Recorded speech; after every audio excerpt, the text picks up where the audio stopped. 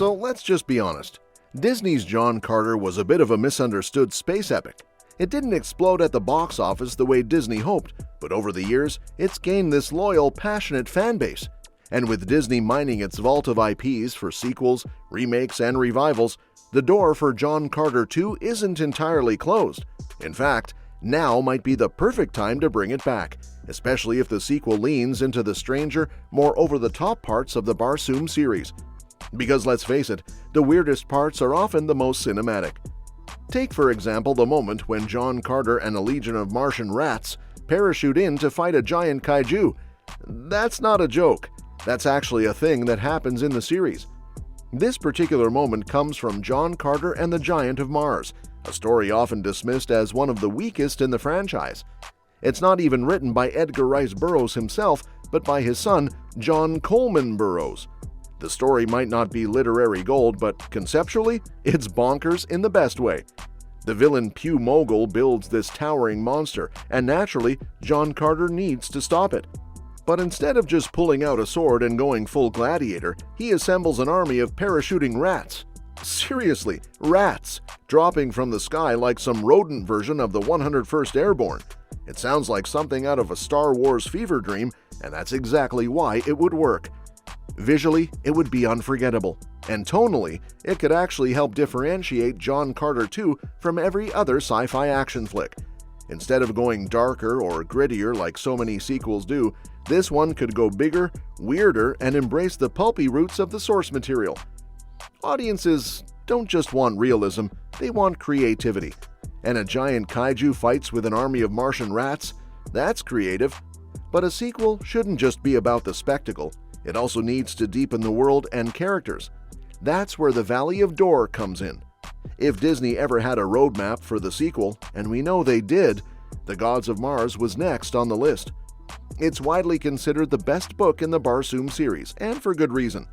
One of the most chilling and effective reveals in the entire franchise happens in this book, The Valley of Dor, which many Martians believe to be a paradise in the afterlife is actually a horrifying lie. The way it works is that pilgrims travel to this heavenly valley, believing it to be the final resting place. But when they get there, instead of peace, they're met with a waking nightmare. Monstrous plant men, cannibalistic white apes, and sadistic white Martians who use this myth to lure victims. It's brutal, but also brilliant storytelling. For a movie, that twist would be a complete gut punch. Imagine John Carter stepping into what he thinks is a sacred, almost spiritual place, only to realize it's a killing field. That shift in tone, from awe to horror, would give the film emotional weight and dramatic urgency. It's the kind of moment that could anchor an entire act of the film and provide the kind of dark revelation that makes audiences sit up and go, "Oh, this is not just another space fantasy." And let's not forget the emotional core of the series, John Carter himself. In the third book, The Warlord of Mars, Carter gives one of his most iconic speeches, essentially calling for unity across the fractured races of Barsoom. It's a pivotal moment, not because there's a fight, but because there isn't. At this point, Carter has gone from being just another Earthling adventurer to a true leader, and rather than slicing his way to power, he tries to build a lasting peace. His speech is passionate, idealistic, and deeply personal. He talks about love, about unity, and about giving back to a world that gave him purpose, and Dejah Thoris. Now, you can imagine a scene like that. John Carter standing before a crowd of warriors, princes, and alien creatures, pleading not with might, but with heart. It would give the sequel emotional resonance, and show his growth from the first film, where he was more cynical and reluctant. But while Carter is the heart of the series, he's not the only Earthling to find adventure on Barsoom. Enter Ulysses Paxton, the hero of the Mastermind of Mars.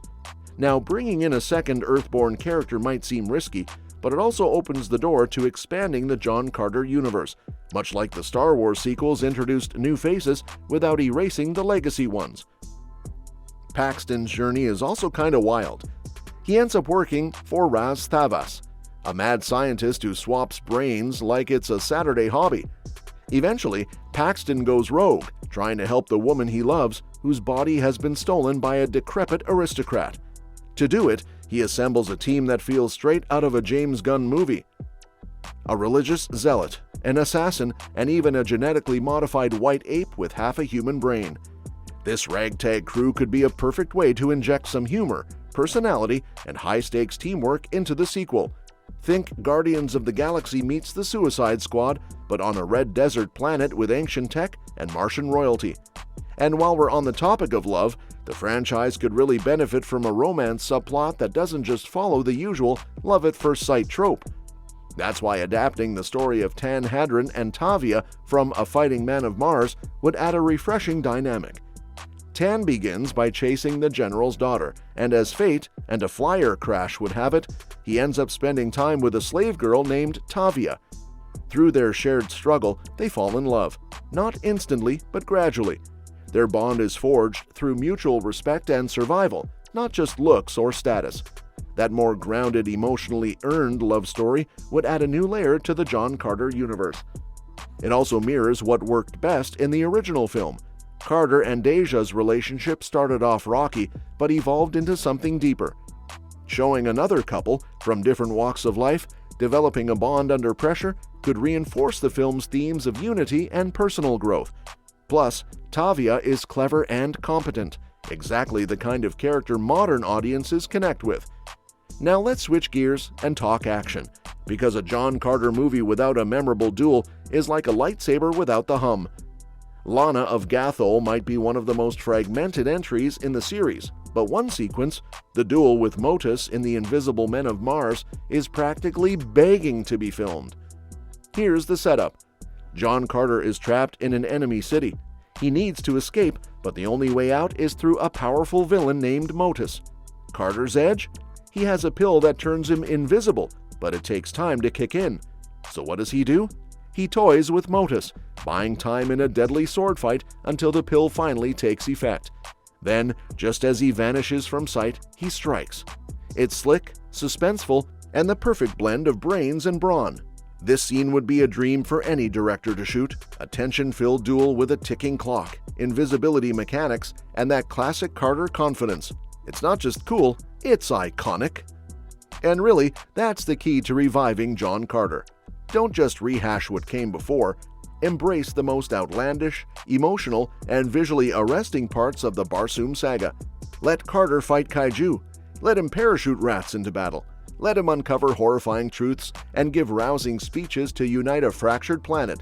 Let John Carter 2 be bold. There's still a place for this franchise. With audiences hungry for imaginative world building and heartfelt characters, John Carter has a chance to reclaim the spotlight. Disney has the resources, the IP, and, if they take a risk, the opportunity to turn what was once a box office flop into a cult favorite comeback. So here's hoping that someone at Disney is brave enough to dust off the Thark bones and bring Barsoom back to life. Because a sequel isn't just possible, it's necessary. And it might just be the weird, wild, and wonderful sci-fi epic we've been missing. And that's that for today's video. Thanks for watching, and we will see you in the next one. Your suggestions for future videos are always welcome in the comments below. Don't forget to like, share, and subscribe to stay in the loop. And if you want, you can share your thoughts about this video in the comments.